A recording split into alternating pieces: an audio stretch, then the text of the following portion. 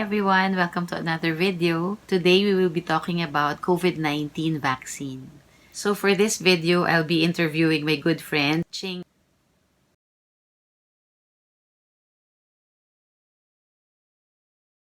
First is, what were your thoughts before you had your vaccine? Kasi diba, there are a lot of people who are hesitant, there are some who are really confident.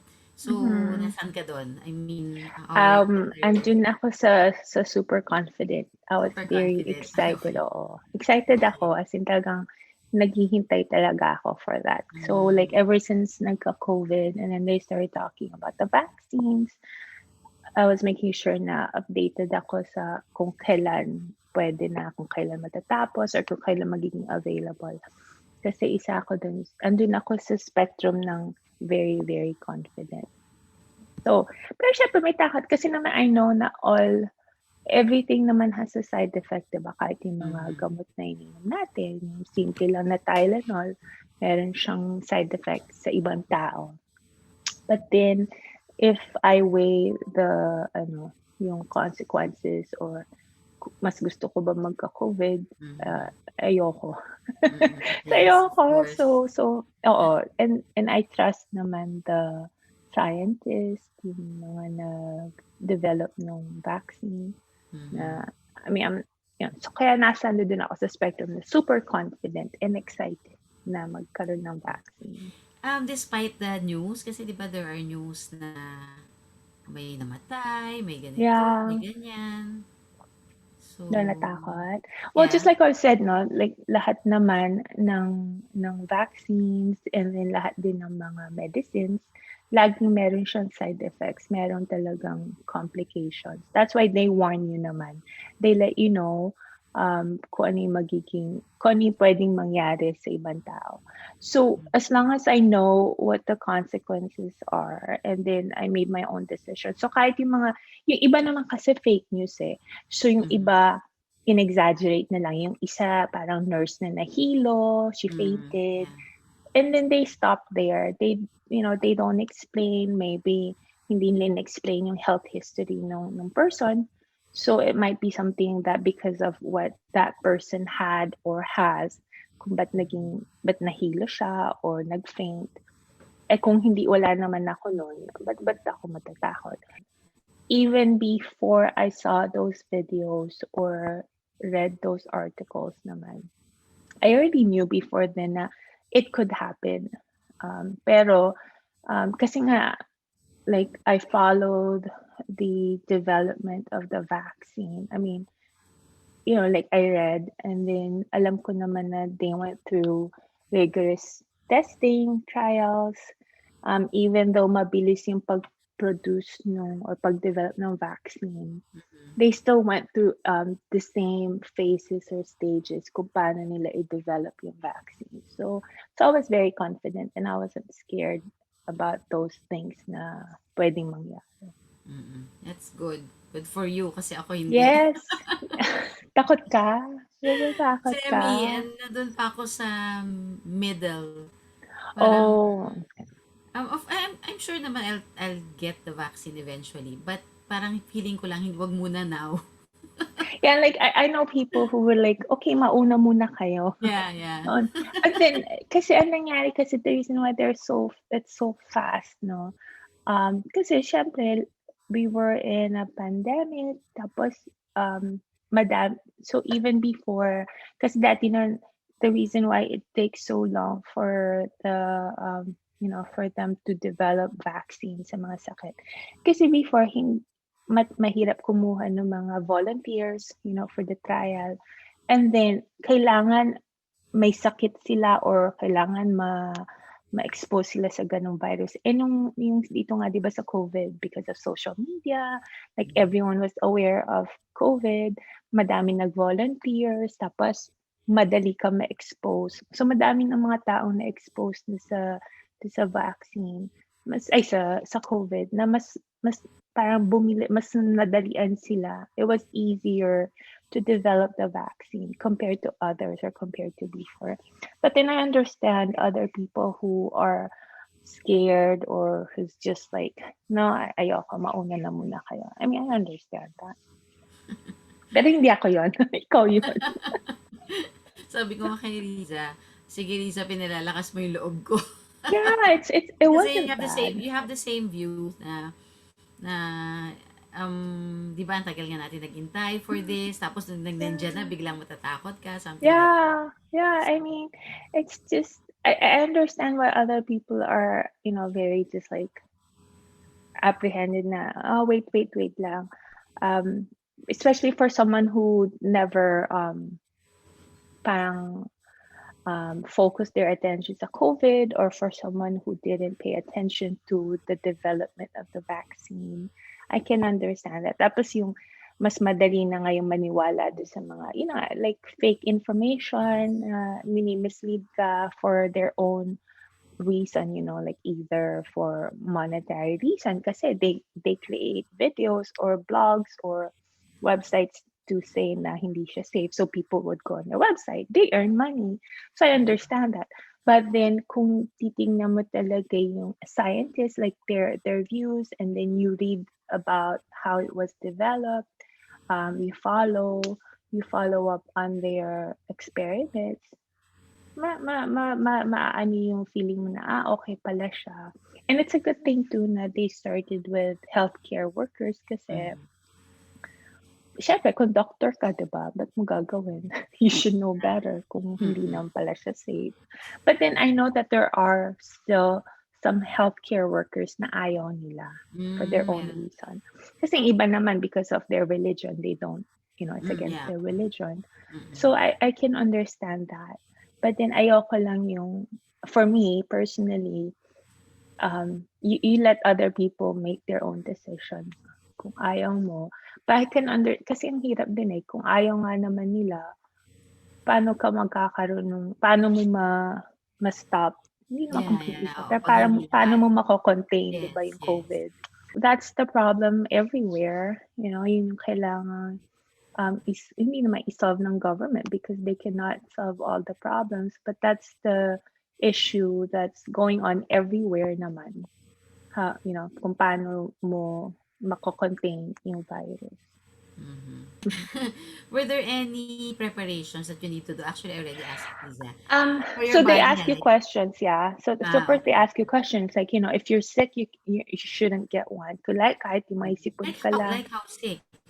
Like, kasi there's questions like, have you had fever for the past 14 days? I think Okay. they were Mm-hmm. past 14 or 10 days in questionnaires. Mm-hmm. So it's just like yung ibang vaccine they ask you kasi they want to make sure, ito for me, they probably they want to make sure na if you get sick later on, it's not because of the vaccine kasi may sakit ka na before you came in. Siguro. I'm not, hindi Or ako baka you're super not sure. allowed to take it because you have something Yes. in your So body. so there are some, like, I think there's a medication they ask, if you take medicine for like blood, yung mga blood thinners, Mm. they ask you that question. So I don't know if you cannot have it kung nagte-take ka ng medicine na nun, or if you're not supposed to take it. So I don't know about that part. Pero for me, kasi kinausap ko rin si Riza, kinausap ko sila ate. Sa first shot, they tell you na your arm gets sore the next day. Pero you don't get the, fevers or chills, not yet daw.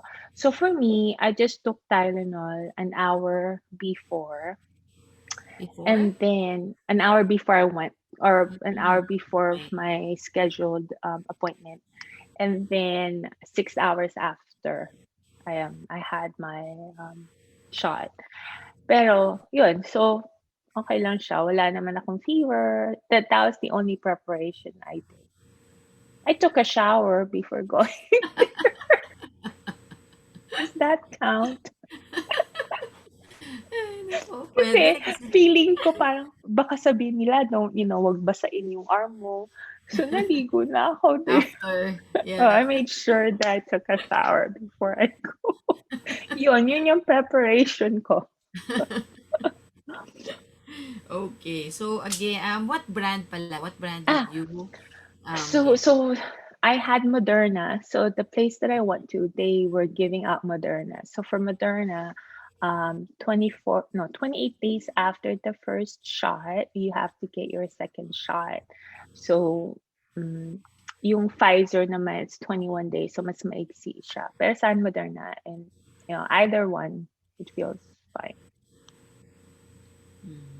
But if you'll be given the chance to choose, which brand would you choose? So between Pfizer and Moderna, either one is fine for me. So other than those two, Ayoko yung mga ibang questionable. brand na. Natatakot ako. Doon takot ako. I mean, like, I trust naman the scientist here sa States. And then, yung mga, if, basta I trust the scientist here, I trust their, yung CDC, or World Health Organization, I trust them. So if they say na it's safe, and then I do my own research, I read through what they used to support their opinion that it's safe. And then, kasi they give you the information naman eh. They give you how they develop the vaccine, and then you read through it. I mean, I just don't just say, just because they said it was fine, it was okay, or go na. Hindi. Like, you can also follow through your research by reading through the articles or experiments that they did. And then you make your own decision. Yung ibang brand, since dito sa States, they only have Pfizer, Moderna, and I think recently Johnson and Johnson. They came up with their own vaccine then. Pero hindi pa siya na-approve for emergency use. So yun, okay lang sa akin yun. Trusted ko siya. Yung between the two na we have here, either one is fine for me. Were you required to sign something or wala naman? You have to. So before, when you sign up, may mga chine-check ka doon, and then you say that this is true, ganun, whatever. Pagdating mo doon, there's also a form that you sign. So basically, just giving them permission, or you're letting them give you the shot, and then that about the hindi mga consequence, yung reactions na pwedeng mangyari, that you're aware of it. So, yeah, you have to sign that. Okay. And free siya dito sa States, diba? Well, not free. Well, it is free kasi kahit wala ka insurance, they'll just give it to you. They didn't even ask for it. They just say, do you have insurance? If you say no, okay lang. So, yun naman din yung maganda. Wala, parang you don't have a reason na hindi mo afford, or it's too expensive. So, libre kasi siya dito. So, okay din siya, diba? Diyan alam ko, di ba, magbabayad. I'm really not sure. Pero according to some cities, like here in Makati, sabi nila free daw. Buti naman. So, merong mga cities na I don't know how they will do it, na paano nila na they will get their own. I don't know how. Pero may mga cities na nagsabing ganon. Anyway. Okay. So, during the actual vaccine, I mean, yung actual talaga na pagturok and all, was it painful? May mark ba katulad ng yung mga olden times na vaccine na merong mark, yung parang merong kang bilog. scar, yeah. Hindi, so yung actual shot, katulad din ng mga pag in-injectionan ka, ganun din kasakit. And then wala namang mark kasi they put a band-aid, or nilagyan ng bandage after. And then I removed it the next day. Wala na akong nakitang mark. So, wala lang, tusok lang siya. Simple lang. So, na-mention mo na earlier, no, yung two parang series, or what do you call it? Two shots or two doses, yeah. So, dalawa. After nung dalawa na yun, that's it? Yeah, so what they said is that it takes about 2 weeks after your shot para maging effective siya talaga, totally effective. So after nung 2 weeks nung second shot. So right now you have some type of protection, kasi first dose. So your body is learning to create its own immune system to fight off the COVID, the virus, diba? Pero hindi pa siya totally strong, yung body mo strong. So it's what they said is after the second shot, and then it's up to 2 weeks after the second shot. So for example, Moderna, diba? First shot and then you wait 28 days and then another 2 weeks. So I would say 6 weeks, up to 6 weeks na from your first shot na talagang for them, for it to be really effective. Kung sinabi nila 98% siya, so it's only up to after 6 weeks magiging effective. But then from what I've read, um, hindi naman siya, pwede ka pa rin magka-COVID. So what it's trying to prevent is for you to get really sick from COVID. Yung mga namamatay na or hindi na makahinga. So yun yung piniprevent ng vaccine. It's not really preventing you not to have COVID. It's just helping your body learn how to fight the virus. Just like the flu. Pwede ka pa rin magkaroon ng flu kahit nagka-flu shot ka. Hindi lang ganun kasama yung effect niya. Kung hindi pa rin na contain yung virus, kailangan pa rin yung mask, Yeah, social oo. Yan sabi distancing. ni Liza, you still have to wear your mask, your shield, Yeah, everything. Ganun yan, same, social distancing and all. Kaya nga yung iba na mga skeptics, sinasabi, bakit pa ako magpapavaccine? Ganun din pala, I still have to wear my mask, I correct. still have to ganyan, Yes, ganyan. correct. Wait, before I forget, meron kasi akong nabasa na they were saying na after this shot, baka daw maging regular na parang flu shots. I, Have I you I heard think it? so. Yeah, I think so. Kasi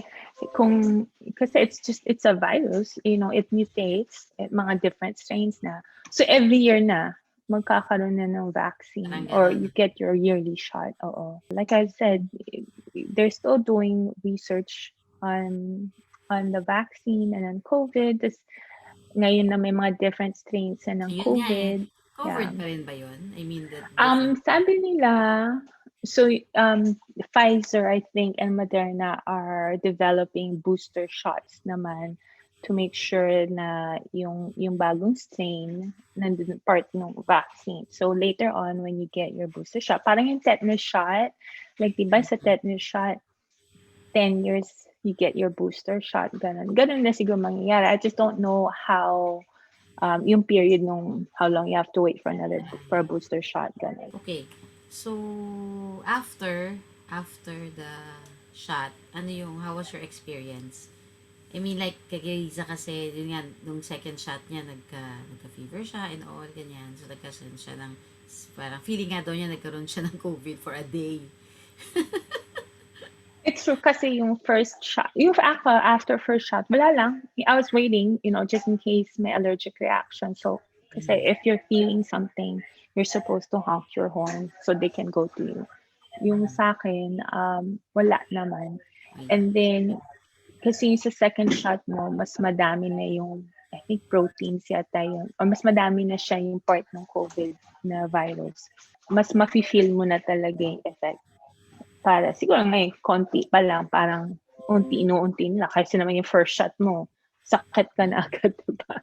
So ngayon, at least konti na prepare yung body mo. So yun lang yun dun lang ako hindi mo nag-worry.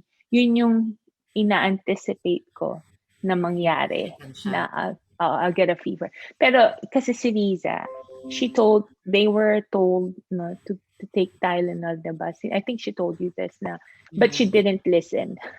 She didn't. Ako, nung sinabi niya sa akin, make sure you take Tylenol. Sige, Tylenol ako. Magta-Tylenol talaga ako. Or So, Tylenol anything. pala before you take the shot. Hindi lang, like any pain reliever or like Yeah. paracetamol or ibuprofen or ano ba, acetaminophen, yun. Basta hindi lang Tylenol. Yun lang yung Yeah, madaling yeah. sabihin.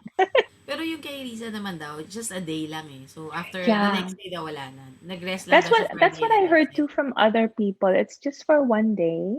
Yeah. You feel crappy, you feel like muscle aches, tapos you get some people got chills and got Chills, yeah. fever, and then it went away.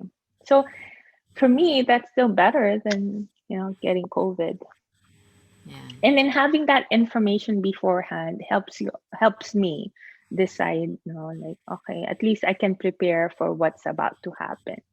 Mm. I just read, no, Dr. Fauci said that he thinks yung vaccine for teenagers. I'm not sure sa age ni Lily, but then I know for Nathan's age, he said that he thinks it will be available late spring or early summer, so around Mm. May, So this June. year din pala. Mm-hmm. That's good.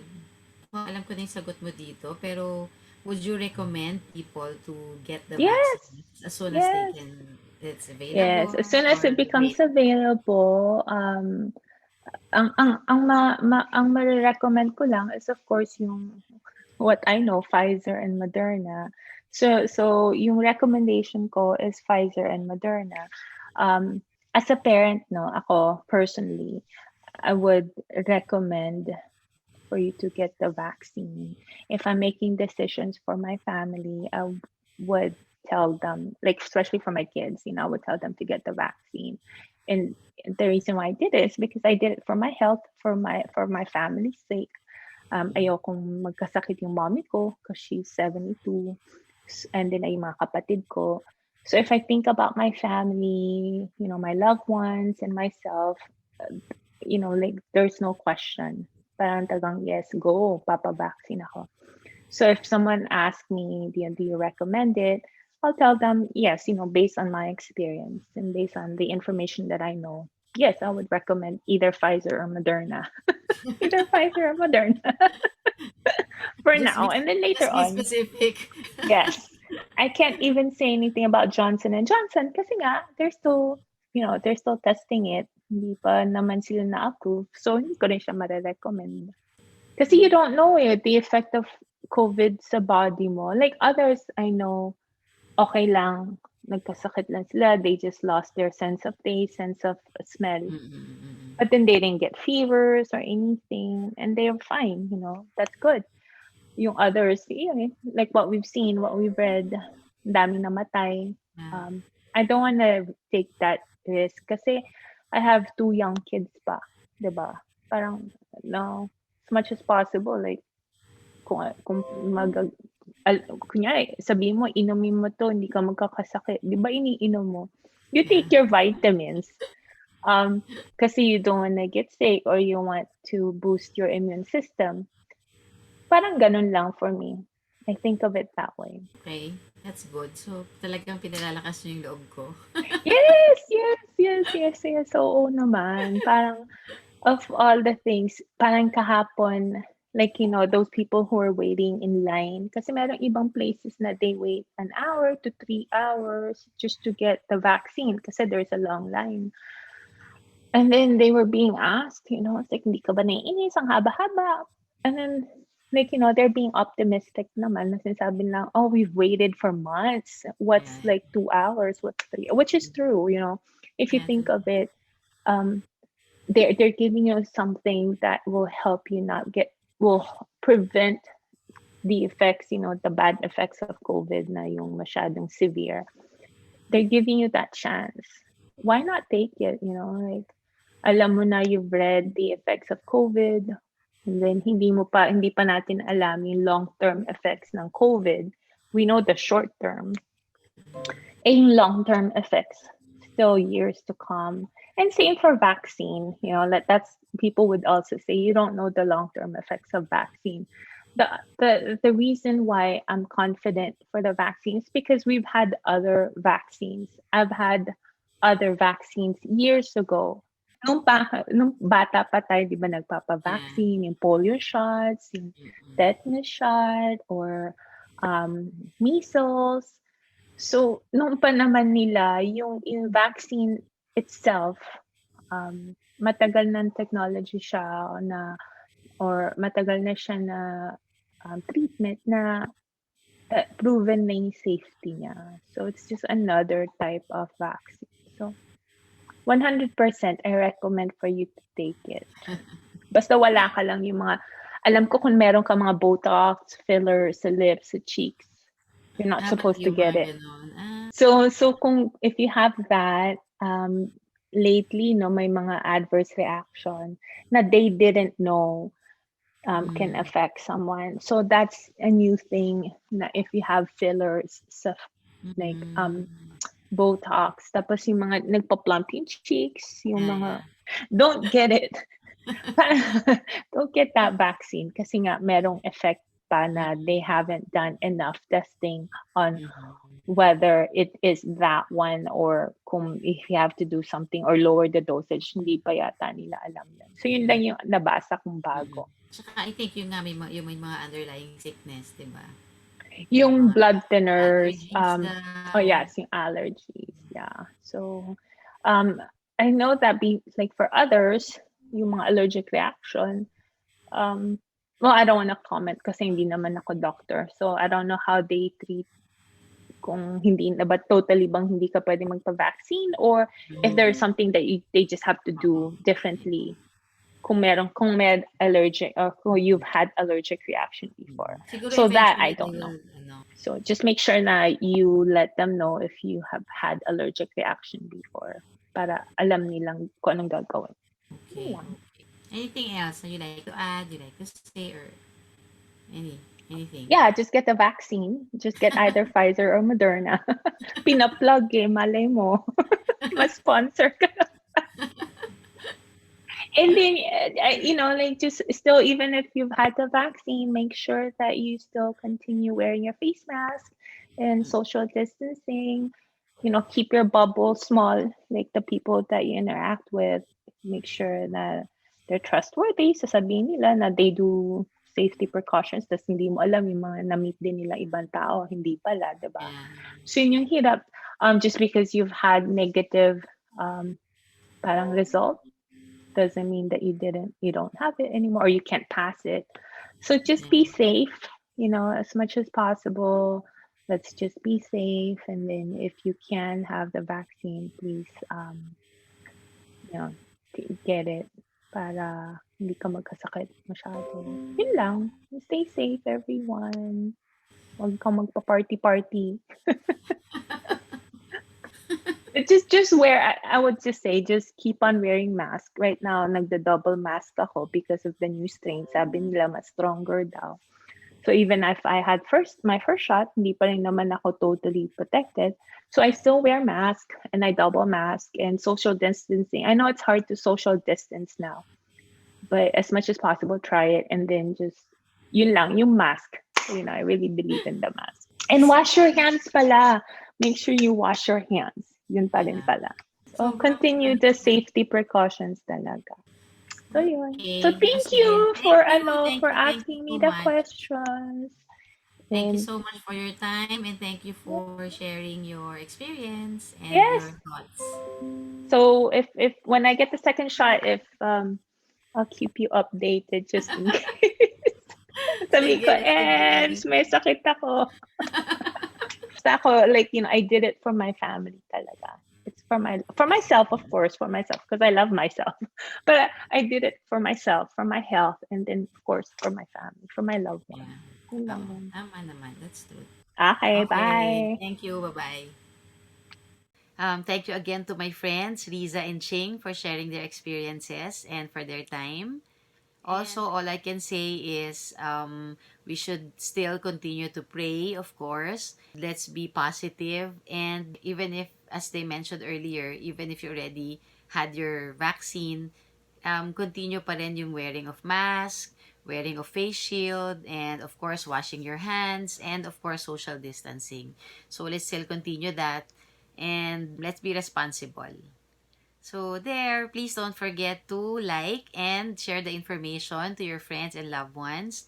And also, if you're new to my channel, please don't forget to subscribe if you haven't subscribed yet. And please click the notification bell so that you will be updated with my new uploads.